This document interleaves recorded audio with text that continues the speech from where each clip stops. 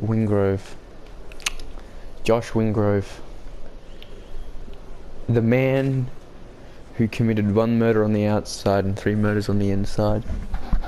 However, he did not always have a 98-year sentence. He did come in with 23. Then he did 2 murders and got 73. And after he served 70 years, he decided to go out and kill another person. This makes him get out at 122.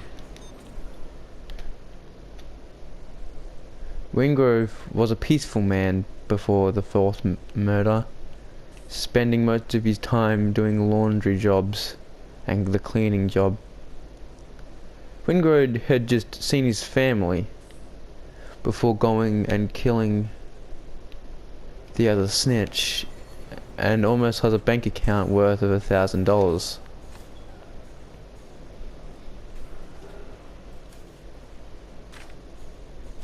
So he had a reoffending rate of 85% before the murder too.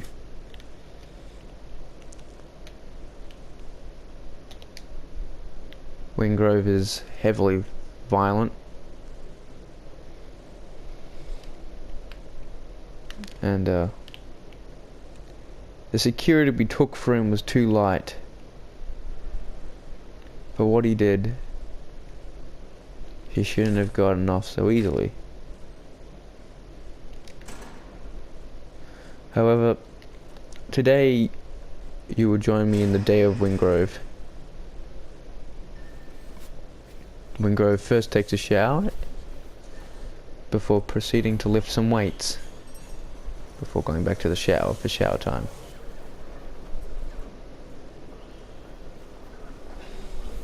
Wingrove isn't the smartest criminal. Surely by now he would know how to escape, but he hasn't even tried to pull one off. Today he's gonna eat eggs and bacon, and he's not even gonna finish the bacon. Today Wingrove's not working, as there are many other prisoners. Instead he's gonna phone family and lift weights, and maybe sit in his cell and take a poo. Wingrove is not addicted to drugs. He's not religious. He's just a man who knows no limit. In for the simple murder of Jeff Jefferson, before later killing 2 snitches.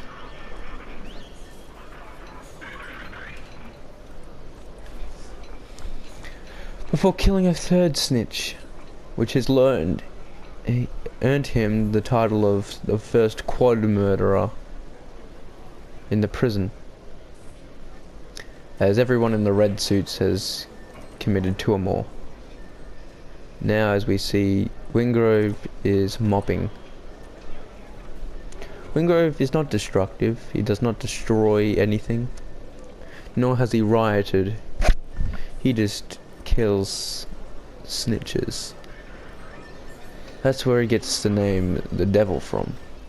Other than the red colour he's only been seen in before actually being in Supermax and being locked up in solitary for 7 years. But legal issues aside, we couldn't keep him in the solitary confinement, which is too small for a man like him. And thus we gave him freedoms. He also had no shower in there. This is the solitary cell he was in for 7 years of when he did his first inside murder, serving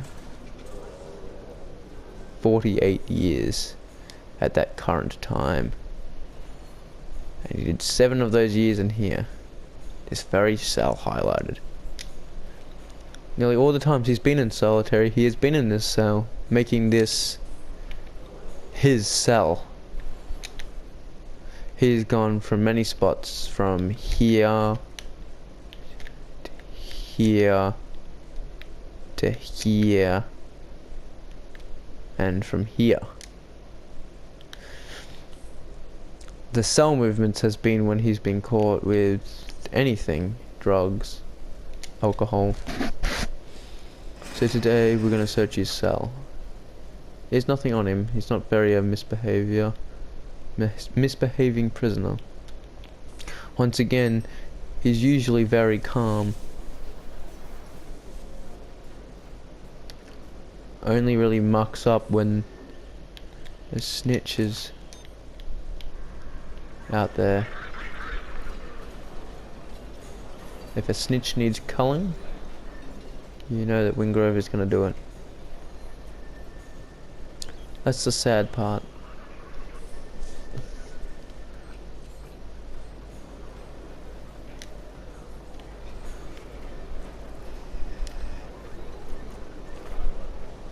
He's pleaded guilty to all murders.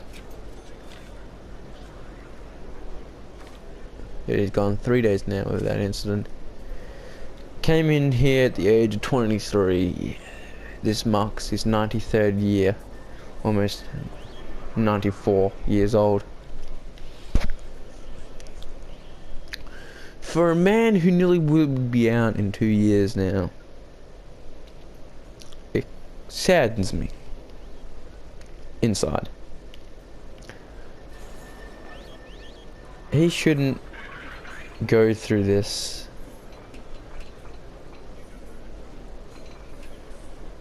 It's the reputation of living up to his name, the Devil. He got that nickname from being kinda possessed in a way that he's normally calm, but near a snitch or an ex-law enforcement, he turns into an animal. He's like a built-in kill switch. He'll kill anyone, anytime, without any remorse. Been in here since day 15 this prison was running. Now it's been running for 338 days since that, as seen from his days in my prison. And of course, he did spend a few days, about 30 days, locked up in a solitary after the first murder, and then heaps of hours after that, after I auto-assigned him in to keep the other prisoners safe, especially a snitch who we had for 15 years, who was in this cell, then was caught with drugs and transferred to this cell before being released.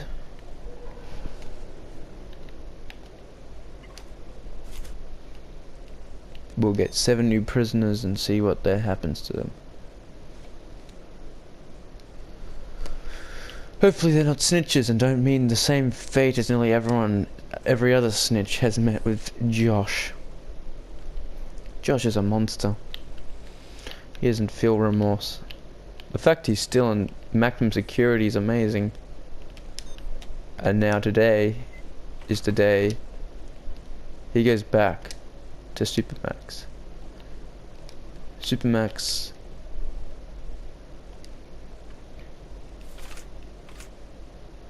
has the most annoying policies known to man.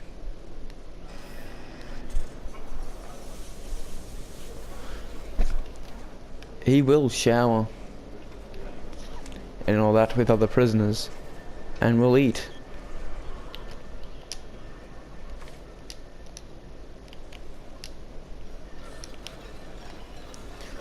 But he will not work, will not go outside for free time. He will never know. Why has he got free time?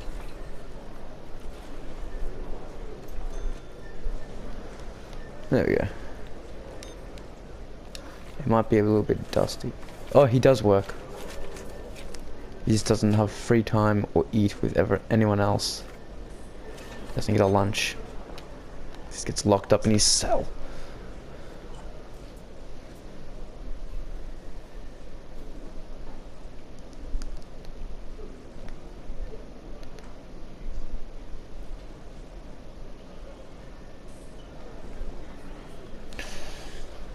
Wingrove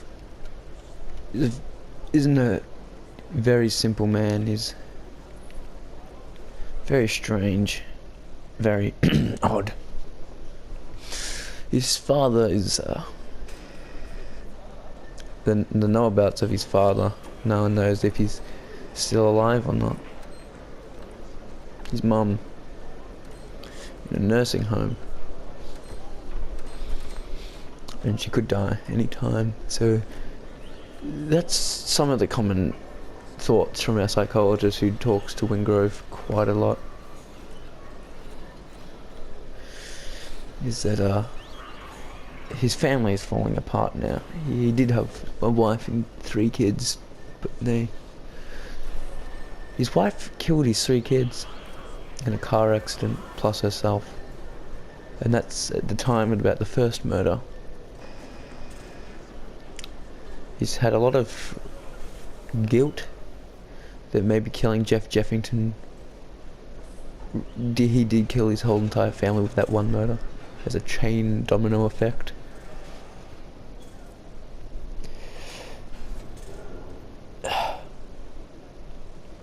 I hope Wingrove does make it to 122 and does get out. I mean, it's not that fair for a man with such guilt to be held accountable for these murders that he is committing. But he has such a good reason.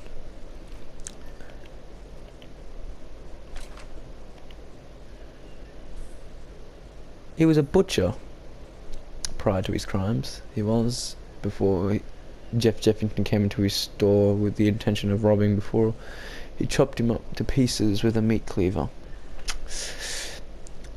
He ran away from home, leaving nothing but a note. And his parents actually put bounty hunters onto him. And they hunted him down and tracked him down wearing casual clothing and the street, wielding a machete, which was later analysed and had been discovered that it was actually the meat cleaver that Jeff Jefferson was killed with. His family, more of his girlfriend, is very surprised that he's behind bars after the bounty hunters found him. And she expected him to be the toughest man in prison. And his message to his shop, Joshy's Meats, was, "I almost got away with it."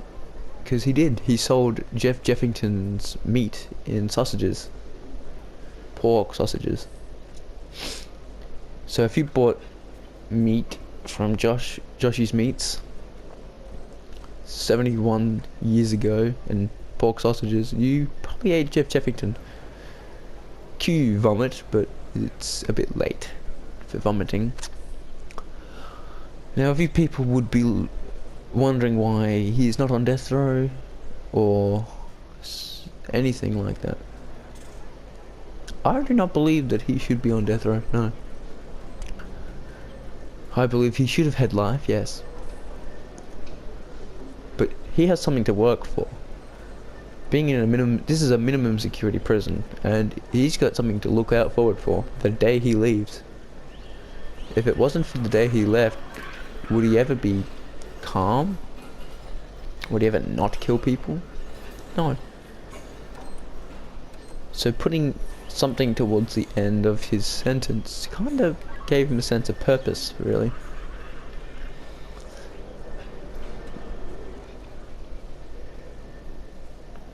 "340 days inside this place would turn a man into a machine." a mentally abused machine. Mr. Wingrove, prisoner number 999,502. We hope that he never dies. We hope maybe he never gets out. But honestly, I hope he gets out. Because it's only fair that he serves his time and gets out like everyone else does.